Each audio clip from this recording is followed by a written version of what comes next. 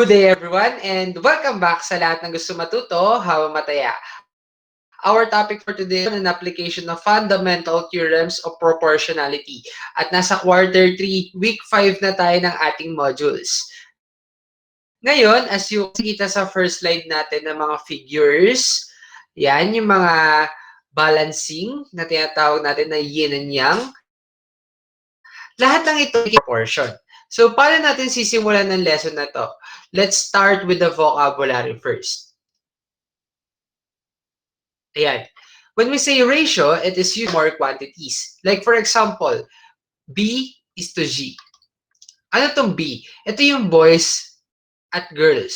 So for every school daw, for let's say sa Maypaho High School, meron daw 5 boys na nag-enroll. So for every 5 boys, magkakaroon daw ng 7 girls na enrollees ang Maypaho High School. So yun yung ratio na tinatawag. At papasok dito si proportion when we are going to tackle the equality. Let's say proportion. It is the equation stating that two ratios are equal. Let's say 5 is to 7 nga kanina. So 5 boys and 7 girls. Paano kapag dumami na yung bilang ng number of boys? Let's say meron tayong 40 boys sa Maypaho High School. At paano naman yung girls? Yun ang katanungan natin dyan. Paano yung bilang ng girls? As you can see, class, 5 naging 40. Kumbaga, times 8 lang ito. Ganun din sa girls. I-times 8 lang din natin, which is 7 times 8 magiging 56. Sir, paano po naging equal yung at 4? 5 over 7 to, tapos ito 4 over 56. Ganito kasi yung class. As you can see, si 5 over 7, naka-simplify, lowest term na siya. Pero si 40 over 56, pwede pa natin tong i-lowest term or simplify by getting their greatest common factor. Now, what is the greatest common factor of 40 and 56? Ang greatest common factor nila is 8. So, si 40 divided by 8, magiging 5. At 56 divided by 8 naman ay 7. Therefore, equal tong dalawa na to. Kaya tinawag sila na proportion. So, sana naintindihan na ang ating concept proportion. So, tara, umpisahan na natin ito. Ayan, yung mga itatakal natin ngayon, cross multiplication property hanggang sum property. Walang lula, kayang-kaya nyo to. Ayan, if A is to B is equal to C is to D, or A over B is equal to C over A, B, C, D is not equal to 0, then each property of the following is true. Tanggalin na yan. Huwag nyo nang pansinin yung property number 1 na yan. Huwag nyo nang pansinin yan. Now, going back, cross multiplication property. Para magawa natin to, or ma-prove natin yan, let's have some values first. Like for example, A is equal to 3, gano'n. So, try natin na A is equal to 3, B is equal to, let's say, 4, C is equal to, let's say, 9, and D is equal to 12.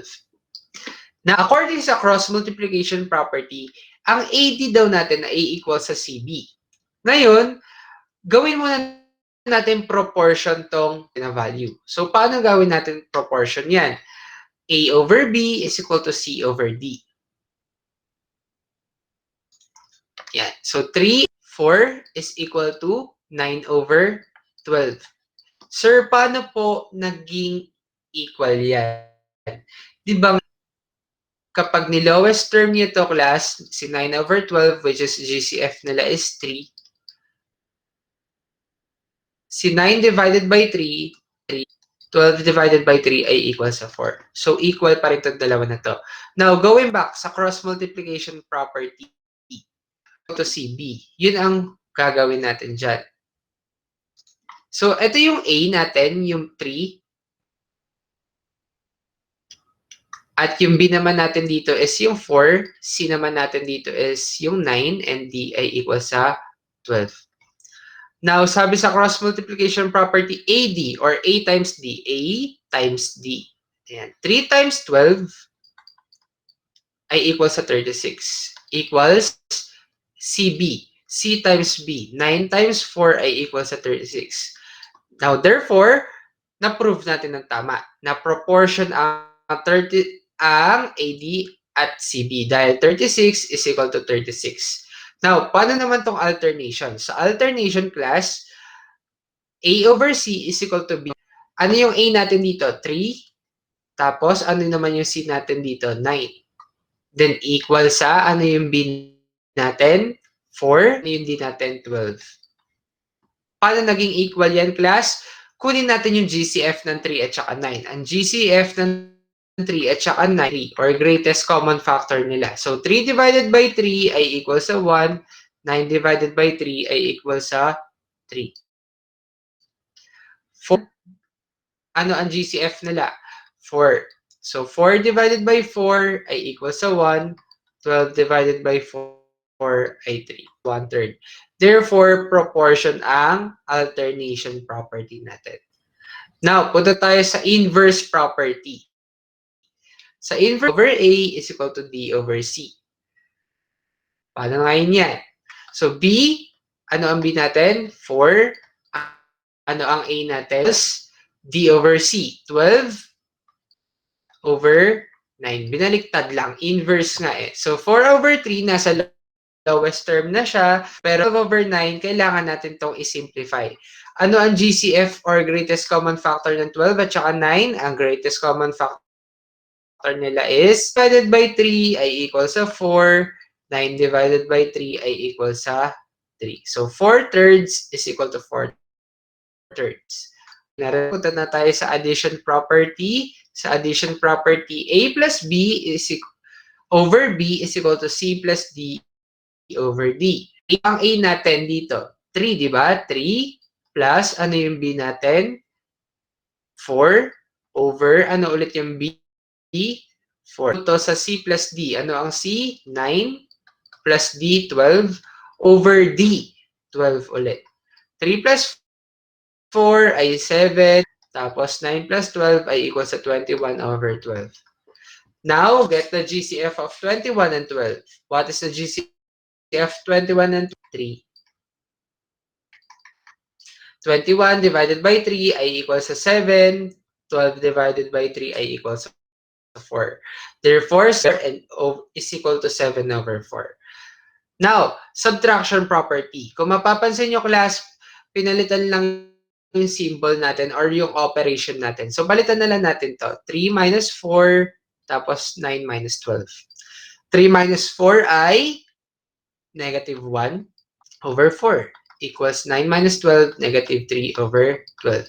Then, lowest term natin si 3 over 12, which is 1 over 4 din. Now, sa sum property tayo. Sum property, if A over B is equal to C over D, is equal to E over F. Kung mapapansin nyo, fifth and sixth variable, which is E and F, na wala naman tayong binigay ngayon. And B, D equal to 0, then A over B is equal to C over D is equal to E over F. Ang gusto lang naman ito sabihin, down natin yung mga ratios na ito, which is A over B and is equal to C over D, or A plus C plus E over B plus D plus F, magiging equal daw ito sa constant. Ano ba yung constant? Ito is na 3, ito is na 5, basta wala siyang variable na kadikit. Like 5x, hindi na constant yan. So, punta tayo dito sa example number 1 natin. Use the property over y is equal to 3 over 5. Paano ba to, class?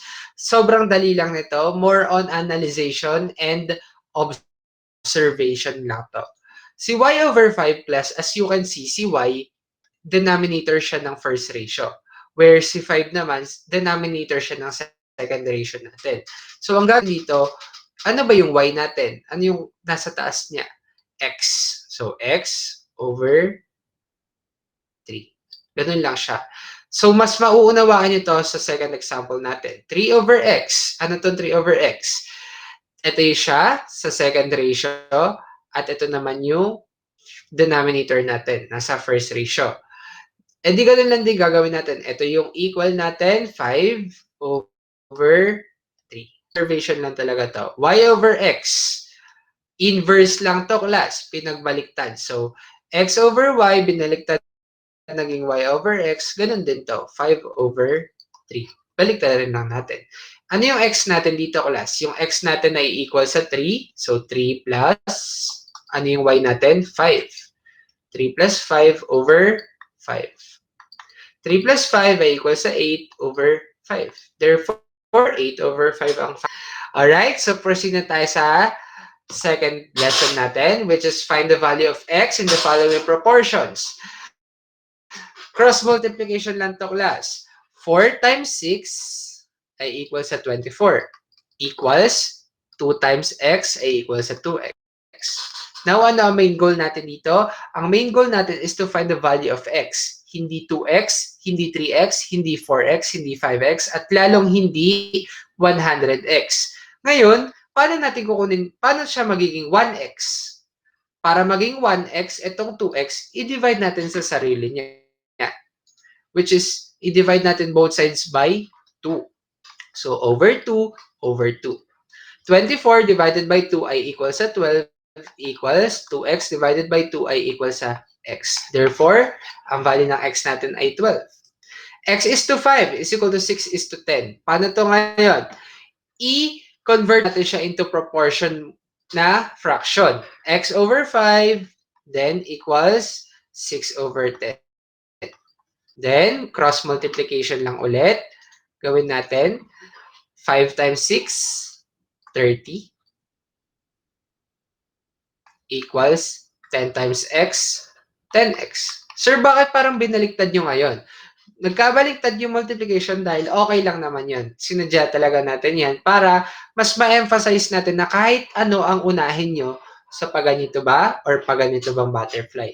So, butterfly method din ang isa sa mga tawag na dito sa ating cross multiplication. So, 30 is equal to 10x. Ano ulit ang main goal natin? Makuha yung value ni x. Dapat 1x lang. So, para maging 1x, itong 10x, i-divide natin siya sa sarili niya. So, dapat both sides. So, divided by 10, divided by 10. Magiging x na lang yan. 30 divided by 10 ay equal sa 3.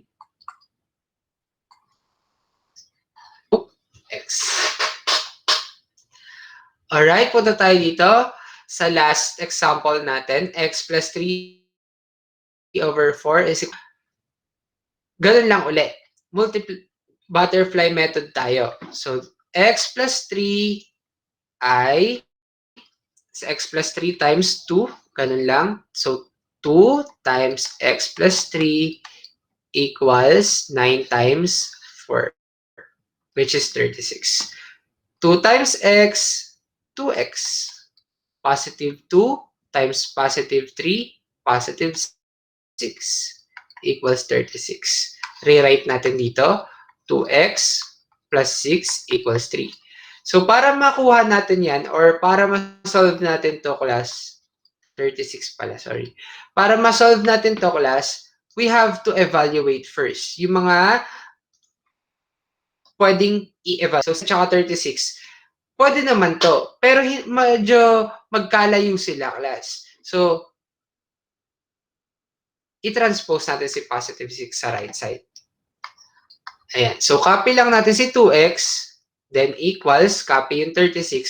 At from positive 6, dahil ita-transpose natin siya sa right side, magiging negative 6 siya. Then, 2x, copy. 36 minus 6 ay equal sa 30. Ano ulit ang main goal? Magiging 1x ang 2x natin. So, divided by 2 both sides.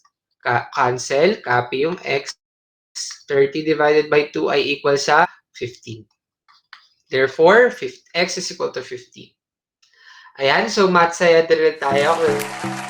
Yes, bibilang ako ng 5 seconds. Sagutan nyo to. 1, 2, 3, 4, 5. Pose. At 5.2 naman tayo. Pakisagutan ulit. 1, 2, 3, 4, 5. Pose.